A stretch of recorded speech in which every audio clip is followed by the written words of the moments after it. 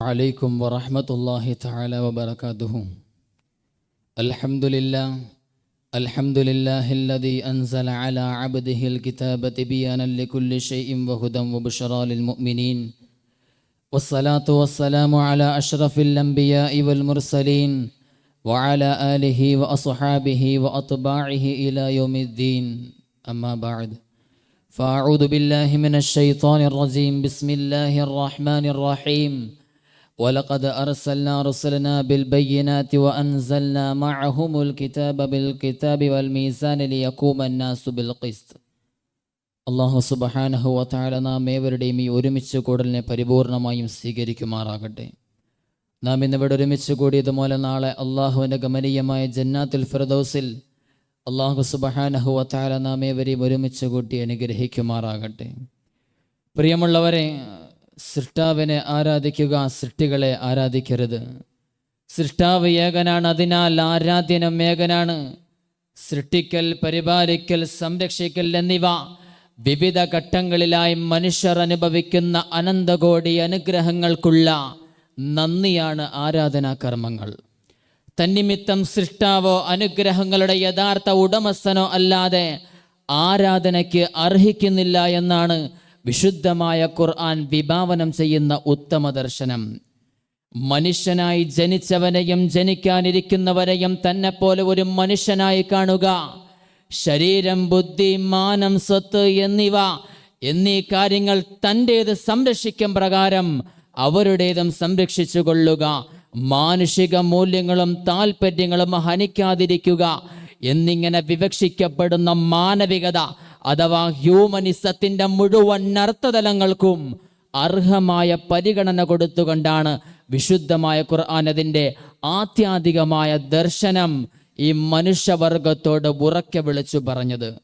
പ്രിയമുള്ളവരെ, മനുഷ്യനായി പിറന്നവൻ്റെയും പിറക്കാനിരിക്കുന്നവൻ്റെയും ജീവിത പാരത്രിക വിജയവും ക്ഷേമം, ഐശ്വര്യം, ആനന്ദം, സുഖം, സന്തോഷം എന്നിവ മതരാഷ്ട്ര വർഗവർണ്ണങ്ങൾക്ക് അതീതമായി തന്നെ വിശുദ്ധമായ ഖുർആൻ ലക്ഷ്യം വെച്ചിട്ടുണ്ട്.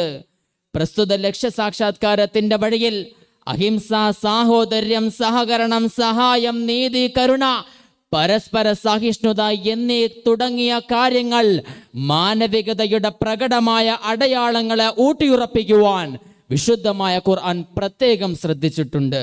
അതോടൊപ്പം തന്നെ അനീതി, അക്രമം, അരാജകത്വം, അവമതിക്കൽ, പ്രകോപനം, പരിഹാസം എന്നിങ്ങനെ മാനവിക വിരുദ്ധതകൾക്കെതിരെ വിശുദ്ധമായ ഖുർആൻ ശക്തമായി ശബ്ദിച്ചിട്ടുണ്ട്.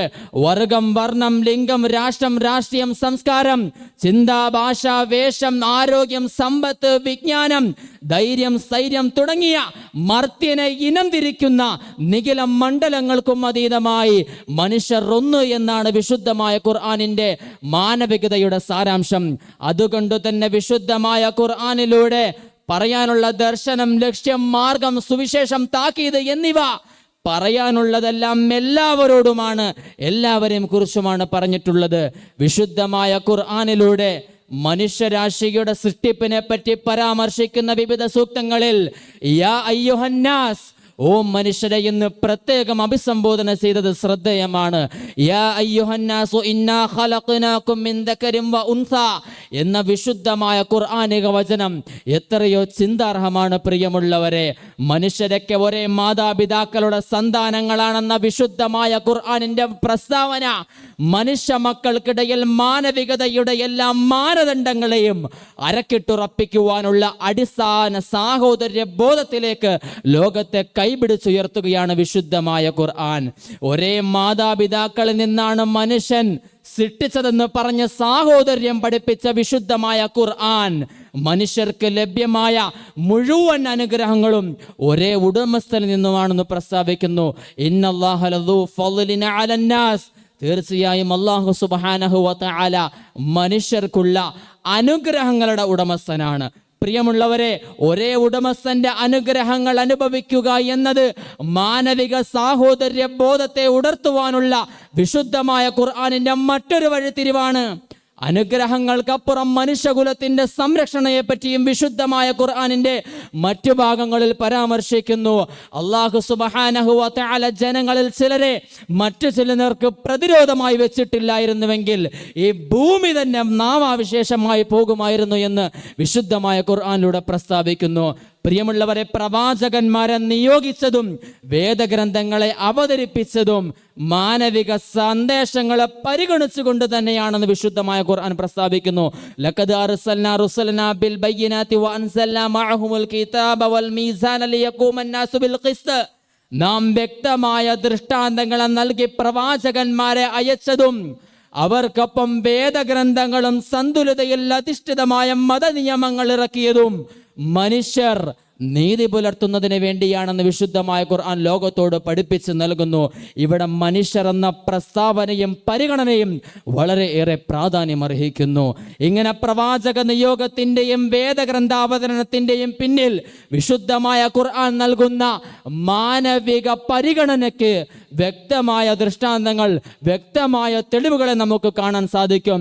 പ്രിയമുള്ളവരെ, ഈ പരിശുദ്ധമായ ഖുർആൻ സൃഷ്ടാവായ അള്ളാഹുവിൻ്റെ വചനമാണെന്നതിനാൽ സൃഷ്ടികളെ സംബന്ധിച്ചിടത്തോളം ഈ വിശുദ്ധമായ ഖുർആൻ ഒരു കാറ്റലോഗ് കൂടിയാണ്.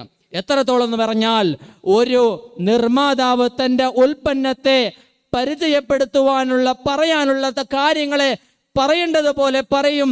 വളരെ ഹ്രസ്വമായ നിലയിൽ പറയേണ്ടതുപോലെ വിശുദ്ധമായ ഖുർആൻ ആത്യന്തികമായും ആധികാരികമായും പൂർണ്ണാർത്ഥത്തിലും അന്യോന്യമായും നിസ്തുലമായും അർഹതയോടെ മാനവികത പറയുവാൻ വിശുദ്ധമായ ഖുർആന് മാത്രമേ കഴിയൂ. അത് വിഭാവനം ചെയ്യുകയാണ് ശരിയായ മാനവികതയും ശരിയായ മനുഷ്യത്വവും എന്ന തിരിച്ചറിവിനെ മനുഷ്യഹൃദയങ്ങളിലേക്ക് പകർന്നു നൽകിക്കൊണ്ട് എൻ്റെ ഈ ചെറുവാക്കുകളെ ഞാൻ ചുരുക്കുന്നു. വആഖിറു കലാമി അൽഹംദുലില്ലാഹി റബ്ബിൽ ആലമീൻ. അസ്സലാമു അലൈക്കും വറഹ്മത്തുള്ളാഹി തആല വബറകാതുഹു.